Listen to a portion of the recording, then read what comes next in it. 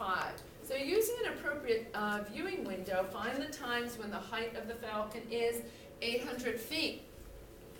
What is that question asking? What's the x value? What is the x value when it's 800? So how could you do it? Yeah, I mean, I could either say y equals 800 and calculate that. The next question was, how about when it's at 600 feet, or 400 feet, or 200 feet? Okay? And I think the question was, what do you notice about these times? General observation, what's happening to the time as the feet decrease? Yeah, the time as his height decreases, what is increasing? His height, the time. All right. So estimate the time when the falcon will reach the ground. Is this when my y value is 0? Okay. Would that tell me what the time was? Anybody get that? 6.4. What's the unit? Seconds. Okay, 6.4 seconds. Good. Cassie? The very first one, when it asked for values of the x-axis and y-axis, what did that mean? The first one of what? First question. Graph the function that shows the height of the falcon over time. They're just asking you to experiment with your window. Oh, okay.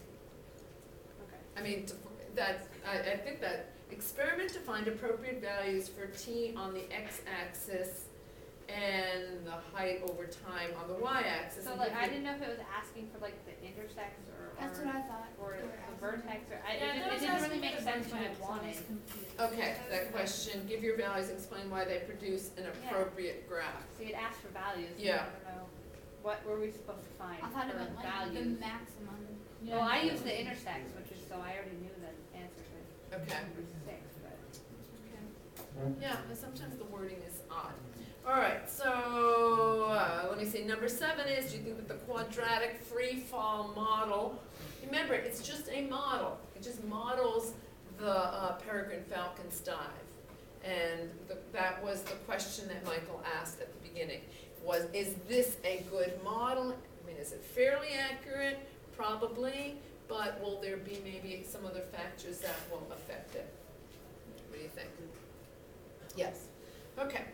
So are you pretty comfortable with understanding that we have quadratic equations and we have functions? All right, so I'm going to give you some more vocab. You want to take some notes, please?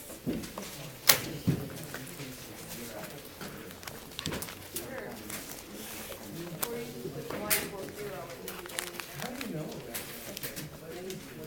Well, the part that I forgot. Well, I know that. Let's see.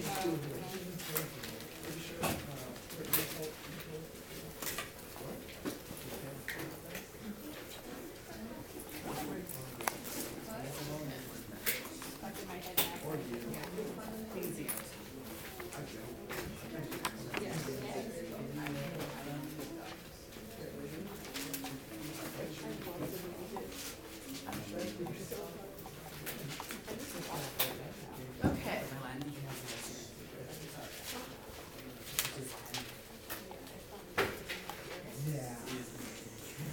Looking at the try it on page 342, and let's talk about that first problem and the vocab that we see there. First of all, what is it? Do we have a function or an equation? We have an equation. This is on page 342. I'm looking at the first one. Okay, so in the first problem, I have an equation, but the directions say, use the graph of the related function to solve each equation.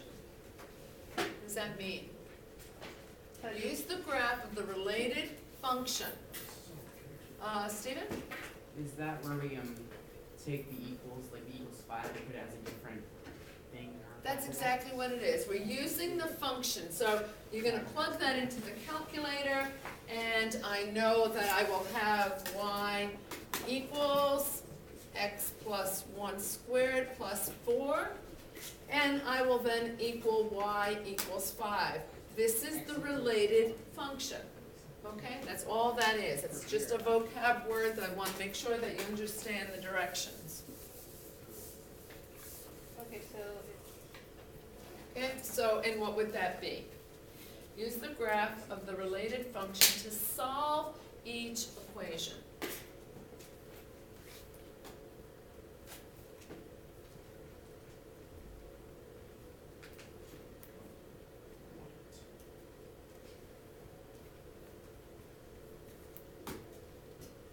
Is it like where the intersections are? Yeah. So would you give 2 points? Yeah, because in this case, you don't know what the context is. So would there be maybe 1 or 2? I just want to.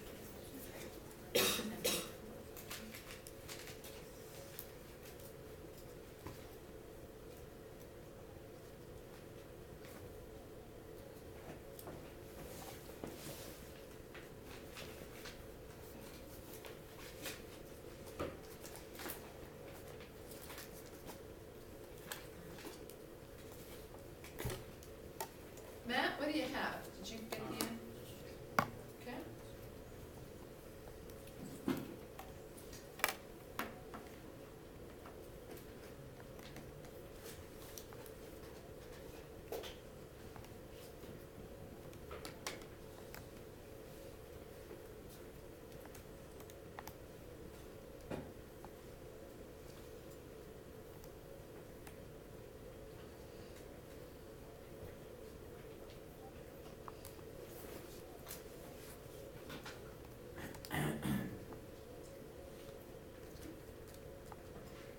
Anybody have that yet? Zach? Is it, x equals 0 and y equals 5? And then, let's see, negative, yeah, -2 and 5. Okay, so when I'm asking you for the solutions, right now I'm just asking you for the x value. So you didn't have to give me what the y value was, because I know that the line is crossing there. So at this point, is everybody good that it was at 0 or -2? Okay? Anybody have any questions about that? All right, so I'm going to give you some notes here. When we write, I'm gonna zoom out. When we write an equation in standard form equal to 0, so I have an equation and I'm putting, it's in standard form, it's equal to 0. What does that tell you? What does the 0 represent? The entire equation is equal to. Okay, the equation is, there is going to be a point It's not. where my y value is equal to what? 0. Is 0. Does it mean it's, Think about this. If I have an equation and I have a parabola, I am looking for what? The x values that will make the equation equal to 0, right? Isn't that what happens right there? That there are certain x values that make the equation equal to 0. We've been doing it looking for numbers, find it when the peregrine falcon is at 500 feet, find it at 200 feet. Well, at this point, we're saying, well, what happens at 0? And we have a special name for that, and we call that standard form.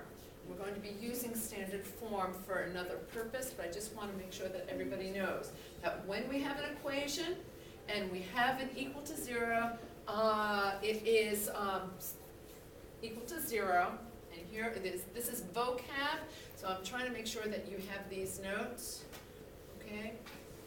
So, and I don't know if you can see that. Should I make that a little bit bigger? There we go. Okay, so the solutions, there's 2 vocab words here that I want to make sure everybody gets.